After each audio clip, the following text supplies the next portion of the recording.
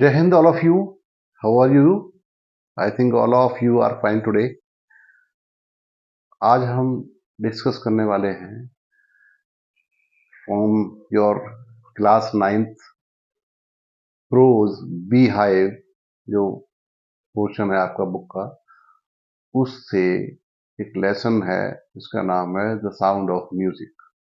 The sound of music के बारे में हम डिस्कस करेंगे और उसके बारे में समरी, शॉर्ट में समरी सीखेंगे, समरी जानेंगे कि उस स्टोरी में क्या है और कुछ इंपॉर्टेंट वर्ड्स हैं वो आपको सिखाए जाएंगे।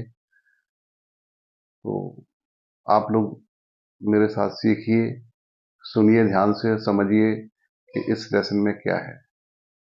तो लेट अस स्टार्ट नाउ।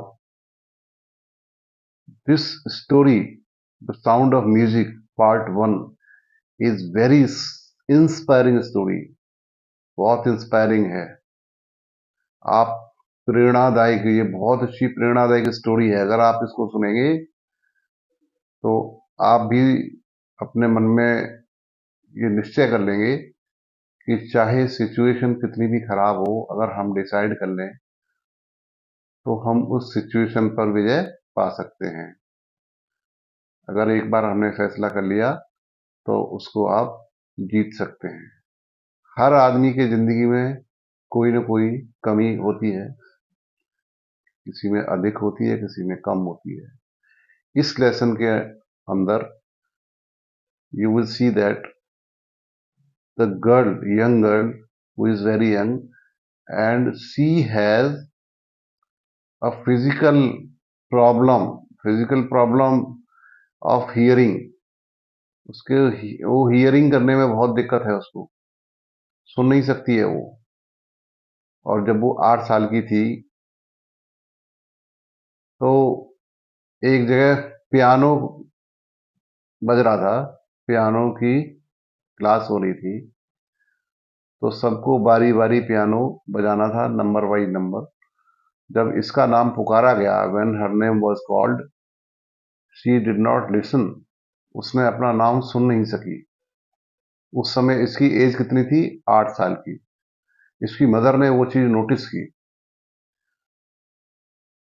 फिर उसके बाद उसकी मदर को लगा कि कुछ इसके साथ सुनने में प्रॉब्लम है। बचपन से ऐसा नहीं था, बचपन से इसकी डीपनेस नहीं थी, बहरापन इसका बचपन से नहीं था, ये बाद में धीमे धीमे डेवलप हुआ है।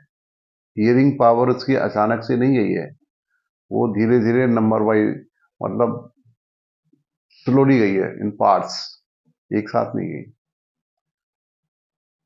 जब वो 11 साल की उम्र की थी तो स्कूल में गई। वहां पर टीचर्स के जो लेसन्स होते थे वो सुन नहीं पाती थी, तो उसकी वजह से उसके मार्क्स बहुत कम आ रहे थे, स्कोरिंग बहुत कम थी, लो स्कोरिंग थी।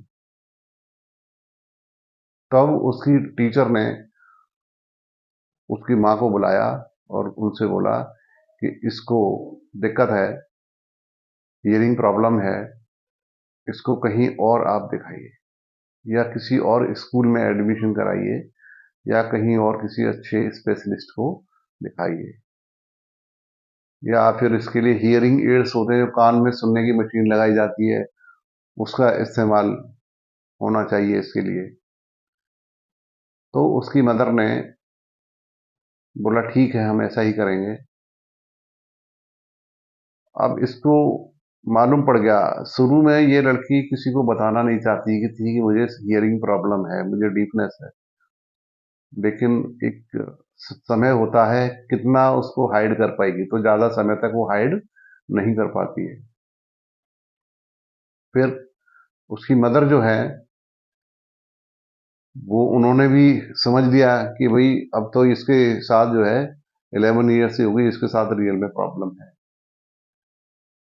अब ये सबको मालूम हो गया था, लेकिन उसके मन में कहीं ना कहीं था कि मेरे अंदर जो वीकनेस है ये मुझे आगे बढ़ने से रोक रही है, इसके लिए मैं क्या कर सकती हूँ। एक दिन उसने एक लड़की थी जो जाइलोफोन, एक इंस्ट्रूमेंट होता है, म्यूजिकल इंस्ट्रूमेंट होता है, उसको प्ले कर रही थी। तो इसने सोचा कि मैं भी इसको प्ले करूंगी, लेकिन वो चूंकि उसकी आवाज तो वो सुन नहीं सकती है, तो प्ले कैसे करेगी? तो बस उसने सोच लिया, मन में ठान लिया कि मुझे सीखना ही है। तो वहां पर एक म्यूजिशियन थे वहां पे, रॉन फोर्स नाम के थे। वो ड्रम बजाते, तबला वादक थे वो। और उन्होंने इसको देखा, नोटिस किया कि ये लड़की सुन नहीं सकती, लेकिन इसके अंदर बहुत बड़ा पोटेंशियल है, इसके अंदर संभावना है कि ये आगे, बहुत आगे जा सकती है। उन्होंने इस चीज को नोटिस किया। बाकी जो और टीचर थे, उन्होंने इसको एनकरेज नहीं किया, इसको डिस्करेज किया। इससे बोला तुम लाइफ में कुछ नहीं कर पाओगे। लेकिन वो एक ऐसे शख्स थे, रॉन फॉक्स जो थे, उन्होंने इसको समझा और इसको एडवाइस किया कि बेटा आप जो है सुन नहीं सकते कान से, तो कोई बात नहीं है, आप किसी दूसरे तरीके से साउंड को सुनने की कोशिश करें। इसके लिए उन्होंने एवलिन की बहुत हेल्प की और उन्होंने दो लार्ज ड्रम लाए और उनको अलग अलग ट्यून में लगाया। अलग अलग आवाज आ रही थी उनकी। एक उसकी वेस्ट जो कमर होती है वो नीचे, एक एक ड्रम नीचे रखा गया और एक जो वेस्ट है इससे ऊपर के हिस्से में दूर रखा गया। तो एक ऊपर रखा गया, ऊपर थोड़ा, और एक नीचे की तरफ। तो वेस्ट से एक ऊपर और एक नीचे की तरफ वो ड्रम रखा गया और उसको बोला गया कि इसको साउंड को आप सुन नहीं सकते, but you try to feel it. Drum बजाए गए, ड्रम प्ले किए गए, तो उसको लगा, उसने ध्यान से जब ध्यान दिया, बहुत ध्यान दिया, तो जो वाइब्रेशन जो थी, साउंड की जो वाइब्रेशन थी, कंपन था, वो एक ड्रम का कंपन नीचे बॉडी में फील हो रहा था और दूसरे का ऊपर वाले हिस्से में फील हो रहा था।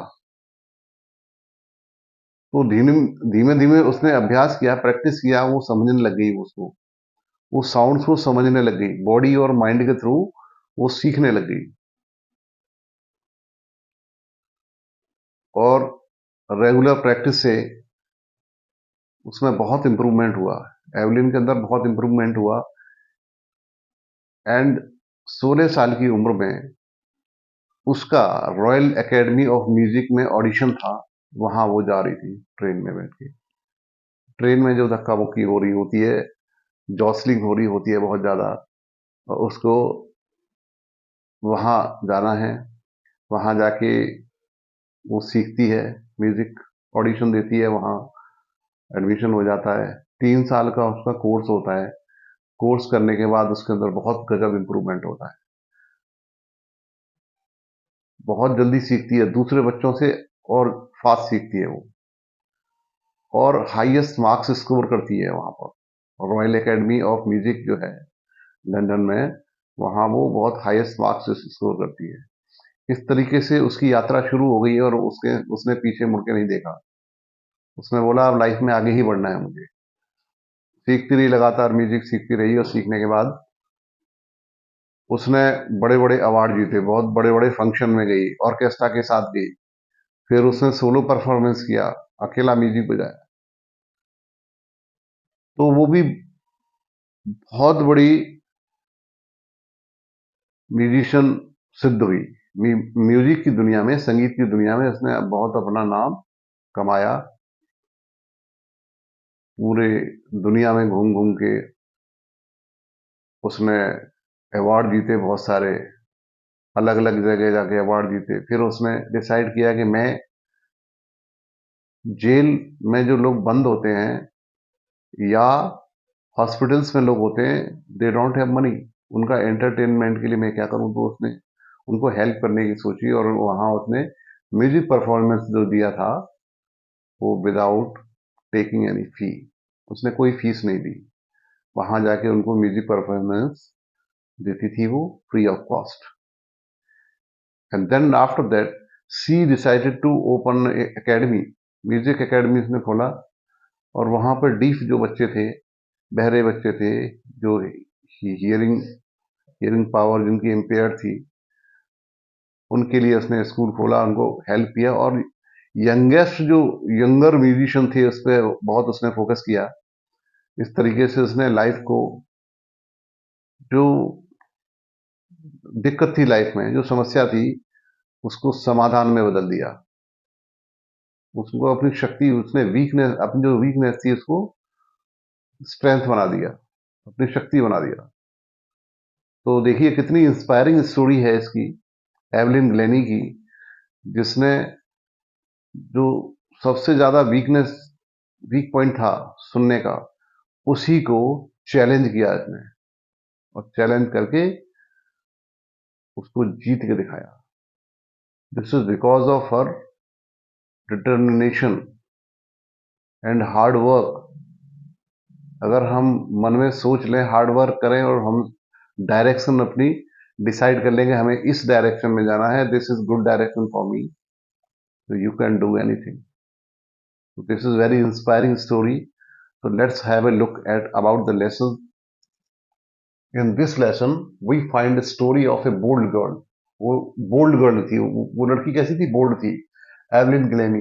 उसका नाम एवलिन ग्लेनी था। Who had become profoundly deep, वो पूरी तरह से डीप हो गई थी, बहरी हो गई थी। But God gave her back an ability to feel the music sound without hearing through ears. God ने उसको जो शक्ति दी, स्पेशल पावर दी, जिससे वो म्यूजिक साउंड को सुन सकती थी, बिना कानों के, बिना कानों के सुने हुए वो समझ सकती थी, म्यूजिक फील कर सकती थी। She could not her yet she could feel better than anyone else. वो सुन नहीं सकती थी, शी कुड नॉट हियर। वो सुनने की जो फैसिलिटी थी उसकी, वो कैसी थी, इम्पेयर्ड थी, फिर भी वो म्यूजिक को फील कर सकती थी। She could feel better than anyone else, किसी से भी अधिक फील कर सकती थी म्यूजिक को। She becomes interested in music and expresses it more beautifully. उसने म्यूजिक में पूरा इंटरेस्ट लिया और म्यूजिक को बहुत अच्छे से एक्सप्रेस करना सीख गई। वो अच्छा परफॉर्मेंस देना, औरों से अच्छा, सबको उसने पीछे छोड़ दिया। She proves that physical disability cannot be an obstacle in achieving one's goal. Obstacle क्या होता है, बाधा। हमारी शारीरिक जो फिजिकल वीकनेस होती है, वो हमारे रास्ते में रोड़ा नहीं बन सकती, ऑब्स्टेकल नहीं बन सकती। The thing is that we have to decide it. Decide हमें करना पड़ेगा, डिटर्मिनेशन हमारा पक्का होगा तभी होगा। So let's have a look of on the glossary some important words that have been used in this lesson. इस लेसन में जो इंपॉर्टेंट वर्ड्स यूज किए गए हैं उनको देख लेते हैं। Let's understand them. Jostle for, jostle for होता है संघर्ष करना। धक्का मुक्की, भीड़ में फंसे थे लोग, ट्रेन आ रही थी, सबको सीट लेनी थी, तो ट्रेन में धक्का मुक्की हो रही थी, तो लोग सीट के लिए स्ट्रगल कर रहे थे, जॉसल फॉर द सीट, तो वहां संघर्ष कर रहे थे सीट पाने के लिए ट्रेन में। वाइब्रेशन, वाइब्रेशन होता है कंपन। नेक्स्ट एक ये वर्ड है प्रेस्टिजियस। ये प्रेस्टिजियस है, इसका मतलब है रिनाउंड या प्रसिद्ध, ख्याति प्राप्त, जाना माना नाम। ये प्रेस्टिजियस, देखिए ये वाइब्रेशन, ये प्रेस्टिजियस, PRESTIGIOUS। डॉन्टिंग, डॉन्टिंग होता है फ्राइटनिंग, डरावना, डराने वाला। ग्रेजुअल, GRADUAL, ग्रेजुअल मतलब स्लो, धीरे धीरे, धीमे धीमे। डिटेरियोरेटेड, डिटेरियोरेटेड, बिकम वर्ज, और ज्यादा खराब होना, अधिक खराब होना। एक तो खराब होता है, उससे भी अधिक खराब हो जाना, तो उसको बोलते हैं deteriorated. The patient's health was deteriorated. Urged, urge होता है विनती करना, रिक्वेस्ट करना। अर्नेस्टली आस्क्ड, आग्रह करना।